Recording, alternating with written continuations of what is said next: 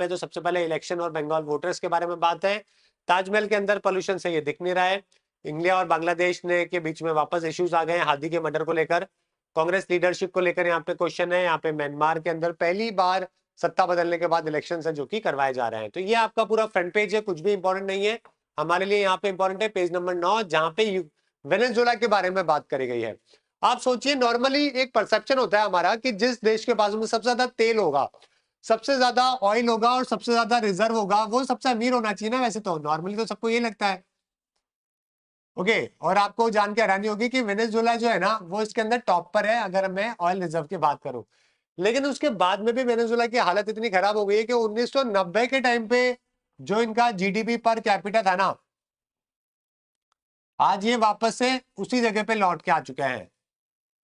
वापस से आगे जाके पीछे लौट के आ चुके हैं। इतना तेल होने के बाद में भी ये स्थिति हो रखी है कि इन्फ्लेशन इतना ज्यादा है, ट्रेड कर नहीं पा रहे हैं, बहुत ज्यादा इश्यूज है। ऐसा क्यों है? ओके, क्योंकि नॉर्मली तो हमें सबको ये लगता है कि ज्यादा तेल ज्यादा अमीर, क्योंकि हमने गल्फ कंट्रीज देखे हैं। रशिया का हमने 2 साल से युद्ध देख रहे हैं बिकॉज ऑफ द तेल and the gas, oil and gas. वो अभी सर्वाइव कर रहा है, ग्रो भी कर रहा है, लड़ाई भी लड़ रहा है। तो अगर आप देखोगे तो वेनेजुएला के पास में दुनिया में सबसे ज्यादा रिजर्व है। ये पेपर में सवाल बन सकता है आपके, है ना। अगर क्रूड ऑयल रिजर्व की बात की जाए, क्रूड ऑयल प्रोडक्शन की और क्रूड ऑयल रिफाइनरी की, देखो तीनों अलग अलग बातें हैं, है ना। एक बात है किसी के पास रिजर्व होना, एक अलग बात है प्रोडक्शन करना, और एक अलग बात है रिफाइन करना।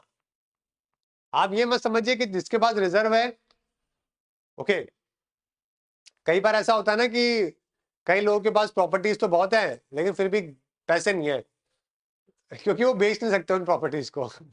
तो वही वाली कहानी है कि रिजर्व तो बहुत है लेकिन प्रोडक्शन नहीं कर पा रहे हैं, क्योंकि प्रोडक्शन करने के लिए आपको चाहिए टेक्नोलॉजी, आपको चाहिए पैसा, आपको चाहिए फाइनेंशियल मार्केट। और जब आपको रिफाइन करना है तो रिफाइन करने के लिए और भी अच्छी टेक्नोलॉजी, और भी अच्छे रिसोर्सेज, स्किल्ड लेबर, है ना, और भी पैसा, ये सब आपको मार्केट, ये सब आपको चाहिए। तो तीनों चीजें हर आदमी के पास हो जरूरी नहीं है। जैसे कि फॉर एग्जाम्पल जब हम रिजर्व की बात करते हैं तो नंबर 1 पे कौन आता है? वेनेजुएला जाता है। जब हम लोग प्रोडक्शन की बात करते हैं तो यूएस से सबसे ज्यादा प्रोड्यूस करता है।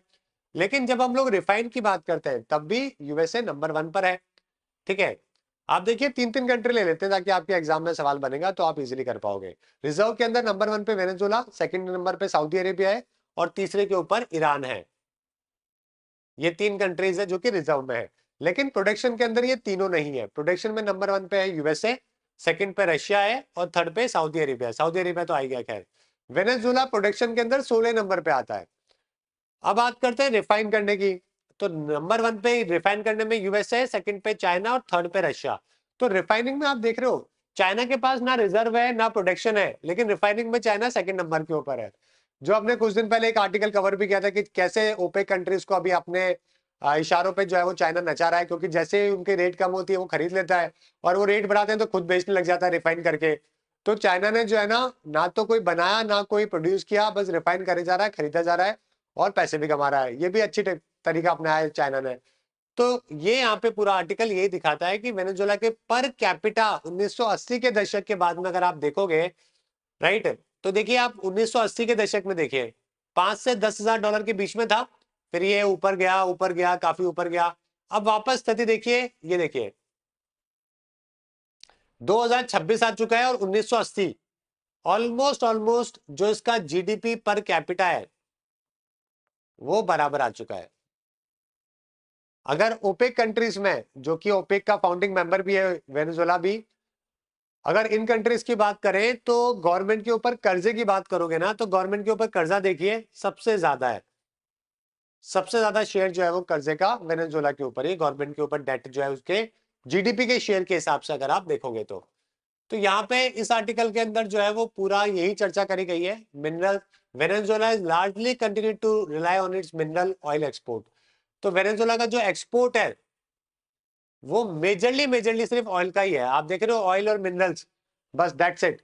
इसने अपना पोर्टफोलियो डाइवर्सिफाई किया ही नहीं, जैसे कि चाइना इलेक्ट्रॉनिक्स में भी कर रहा है, क्रिटिकल मिनरल में भी कर रहा है, ऑयल में भी कर रहा है, ईवी में भी कर रहा है, 50 चीजों पे कर रहा है। हर कंट्री उसको डाइवर्सिफाई कर रहा है। सऊदी अरेबिया ने तो पूरे अपने पुराने वाले रूल्स बदल दिए, पूरा इस्लामिक जो पहले ये तबका लेके घूमते थे वो पूरा बदल दिया। राइट, दुबई जैसे मॉडर्नाइज हो रहे हैं, सब कुछ लिबर्टी दे सारे, अच्छी बात है, विच इज गुड। तो वो खुद समझ गया कि सिर्फ तेल से काम नहीं चलेगा, फाइनेंशियल कैपिटल बनाना पड़ेगा, मार्केट बनाना पड़ेगा, सबको एक्सेस देना पड़ेगा, लिबर्टी, फ्रीडम, ये सब बनानी पड़ेगी। ओके, टूरिज्म को बढ़ावा देना पड़ेगा। इस वजह से उसने भी काम करना चालू किया। OPEC country share in global export की अगर आप बात करोगे, है ना, क्रूड ऑयल के अंदर, तो मैक्सिमम शेयर जो है वो सऊदी अरेबिया का, वेनेजुएला का शेयर जो है वो गिरता ही जा रहा है। तो यूएस ने अभी ऑलरेडी नेवल ब्लॉकेट कर दिया है वेनेजुएला के ऊपर। अभी कुछ दिन पहले हमने पढ़ा था कि वेनेजुएला जो साउथ अमेरिका में सबसे नॉर्थ के ऊपर कंट्री है, कोलंबिया, वेनेजुएला, ये सब, इक्वाडोर, ये सब, तो उसके आगे पूरी तरीके से नेवल ब्लॉकेट कर दिया, एनफोर्समेंट लगा दिया, रिस्ट्रिक्ट कर दिया कि वेनेजुएला का ऑयल को ज्यादा जाने नहीं देंगे। कारण दो है, एक तो है ड्रग जो कि बहुत सप्लाई होता है, और दूसरा यूएसए का भी खुद का इंटरेस्ट है ऑयल को लेकर। इतना बड़ा रिजर्व है तो वो भी कंट्रोल करना चाहेगा ही, तो ये दो उसके इंटरेस्ट है। काफी बड़ा इकोनॉमिक प्रेशर आ चुका है, और जबकि इसके पास रिजर्व जो है वो 303 बिलियन बैरल का इसके पास रिजर्व है, लेकिन अभी भी बेचारा प्रोडक्शन और रिफाइनिंग नहीं कर पा रहा है। एडवांस टेक्नोलॉजी और डाइल्यूट चाहिए इसके लिए। इनके पास अभी कैपिटल नहीं है, टेक्नोलॉजी भी नहीं है, डाइल्यूटेंट्स भी नहीं है।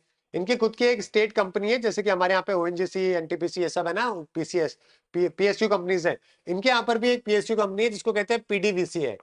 ये कंपनी जो है ज्यादातर ऑयल ऑपरेशन यही किया करती थी। इन्होंने 5 अपनी रिफाइनरी है जो कि वेनेजुएला में बना रखी है।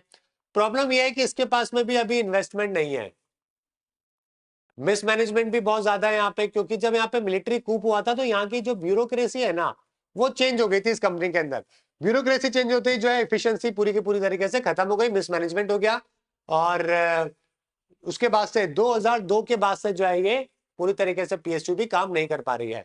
अभी मात्र 9.2 लाख बैरल पर डे है जो कि ये प्रोड्यूस कर पा रही है, यानी कि अपना एफिशिएंसी का 56% प्रोडक्शन ही है जो कि ये लोग कर पा रहे हैं, जबकि कैपेसिटी इनकी ज्यादा है। और इसी वजह से जो है वो बेचारे पीछे चले जा रहे हैं।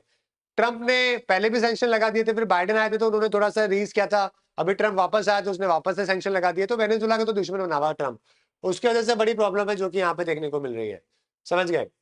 चलिए, तो काफी बड़े क्राइसिस के अंदर है, ठीक है। और डिपेंडेंसी नॉन पूरी तरीके से ऑयल सेक्टर के ऊपर है जो कि वेनेजुएला ने बना रखी है।